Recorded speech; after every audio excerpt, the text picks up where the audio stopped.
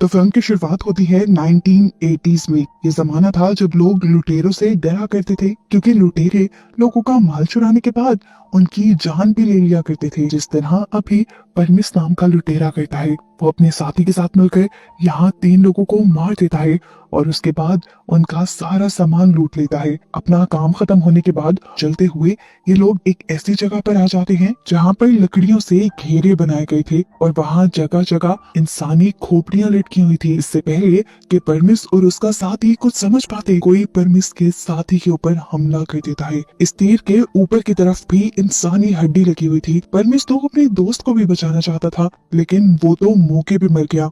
हमले का खतरा खुद भी था, इसीलिए वो जल्द ही वहां से भागकर अपने शहर आ गया।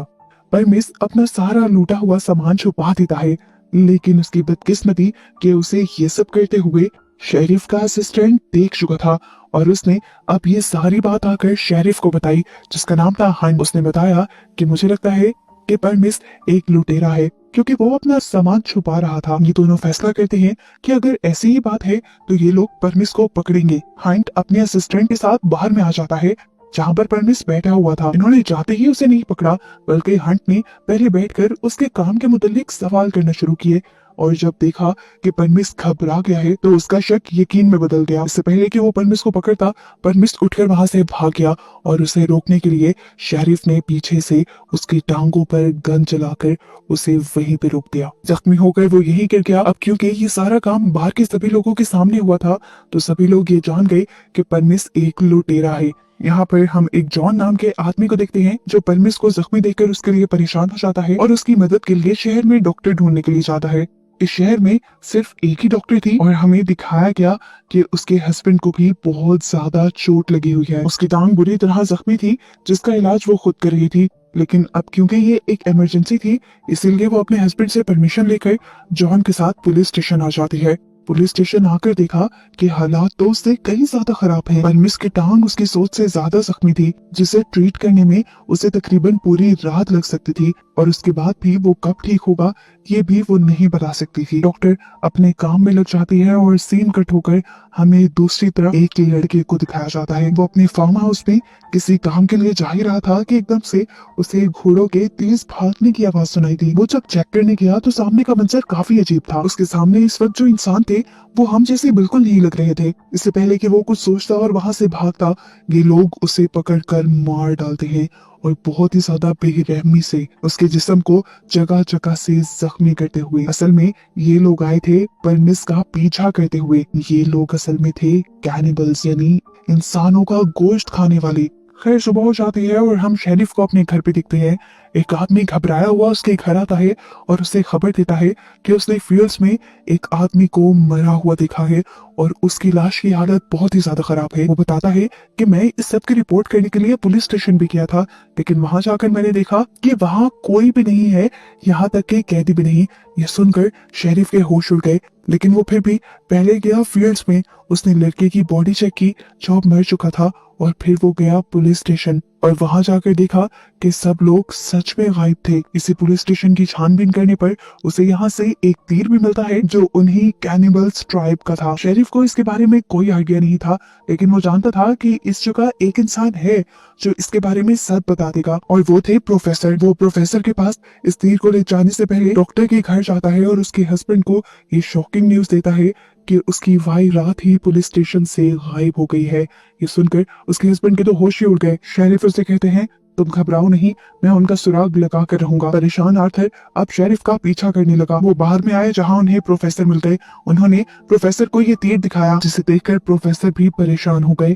प्रोफेसर जानते थे ये तीर कैनिबल ट्राइब का है। प्रोफेसर इन सबको बताते हैं कैनिबल ट्राइब वाले इंसानों को ही पकड़कर मारकर खाते हैं। जो भी उनके पास जाता है जिंदा वापस नहीं आता, और अगर उस ट्राइब के लोग यहाँ से लोगों को पकड़ कर ले गए थे तो इसका मतलब था कि उनका पूरा टाउन खतरे में था। पहले वो इन लोगों को मार कर खाएंगे और उसके बाद अपने शिकार के लिए बार बार इस टाउन में आएंगे। ये सुनकर सभी लोग डर गए।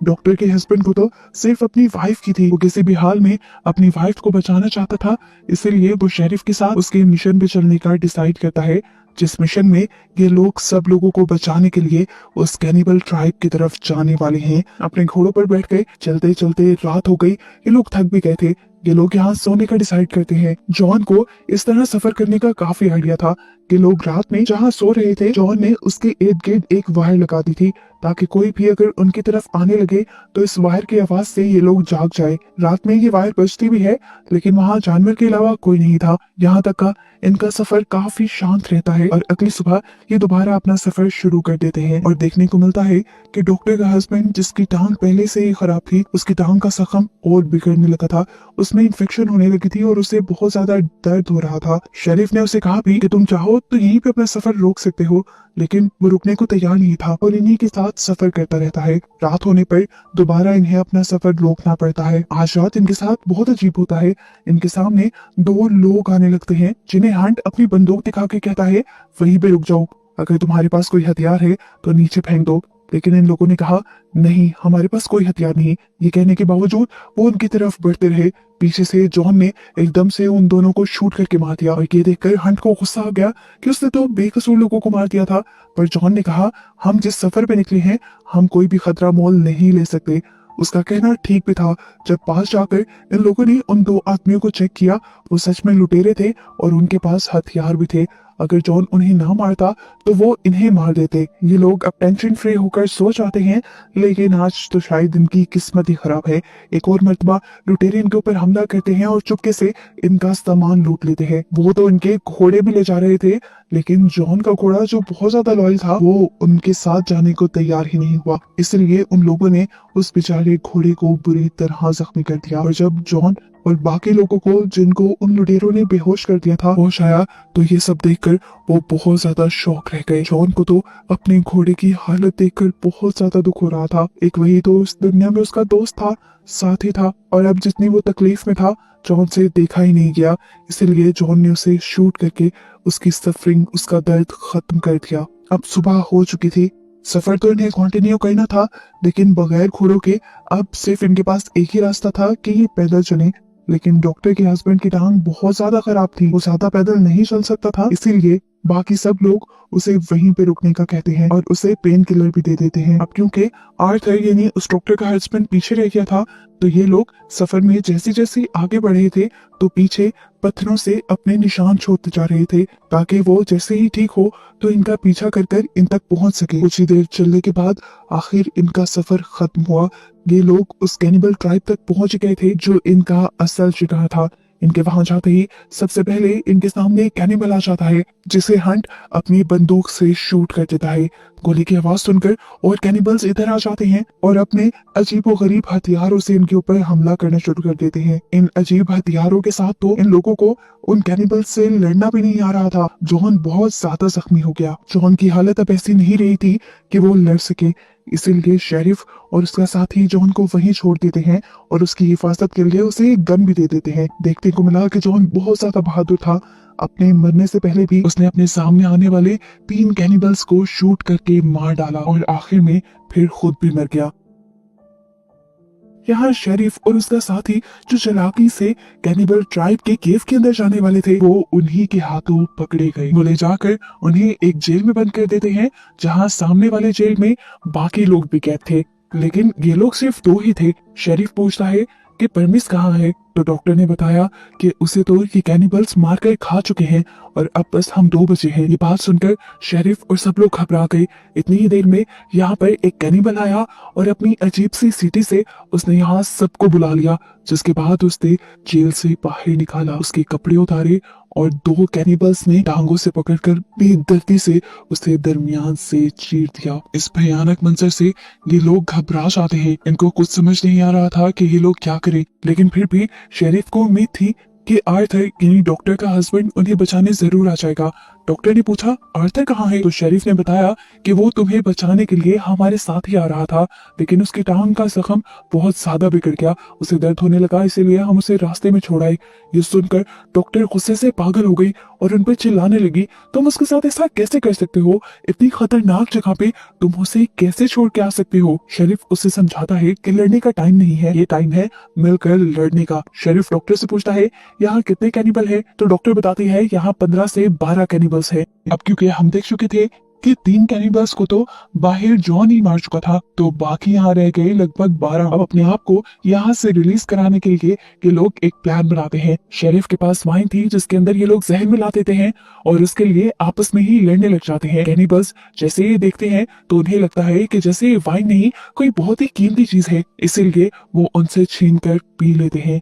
ये वाइन इस टाइम 3 कैनिबल्स ने पी थी, जिन्हें पीते ही ये तीनों मर गए और शेरिफ का प्लान काम कर गया। सीन कट होकर अब हमें आर्थर को दिखाया जाता है जो किसी तरह रेंगते हुए इस कैनिबल ट्राइब के केव की तरफ पहुंच ही गया था। उसे जैसे ही 2 कैनिबल्स ने देखा तो उसके ऊपर हमला करने लगे, लेकिन उससे पहले ही आर्थर ने उन दोनों को शूट करके मार डाला। जिसके बाद वो घसीटते हुए इनके पास गया और उसने देखा कि इनके गले में एक अजीब सी विसल थी, जिसके जरिए ये लोग अपने दूसरे साथियों को बुलाते थे। वो इस आदमी की विसल को खुद बजा देता है, जिससे और कैनिबल्स यहाँ आ जाते हैं और वो उसे भी शूट कर देता है। यानी काफी सारे कैनिबल्स को तो आर्थर ने ही मार दिया था। अब सिर्फ 4-5 ही कैनिबल्स बच गए थे जिनसे इन लोगों ने लड़ना था। हमें केव के अंदर का सीन दिखाया जाता है जहां कैनिबल्स के लीडर को पता चल गया है कि शेरिफ ने गेम खेलकर चालाकी से 3 कैनिबल्स को जहरीली वाइन पिलाकर मार दिया था। वो अपना बदला लेने के लिए उससे में शेरिफ को बाहर निकालता है। उसके पेट पे बेदर्दी से एक कट लगाते हुए वाइन की बोतल उसी के पेट में घुसा देता है।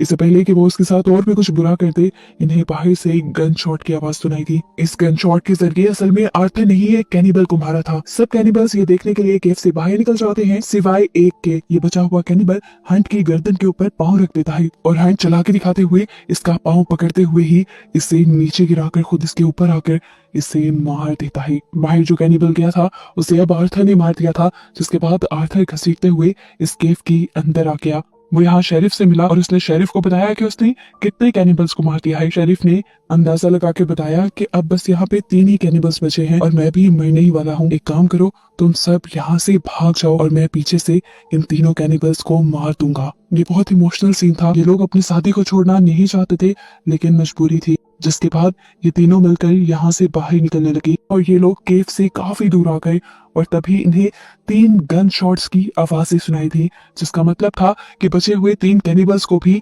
शेरिफ ने मार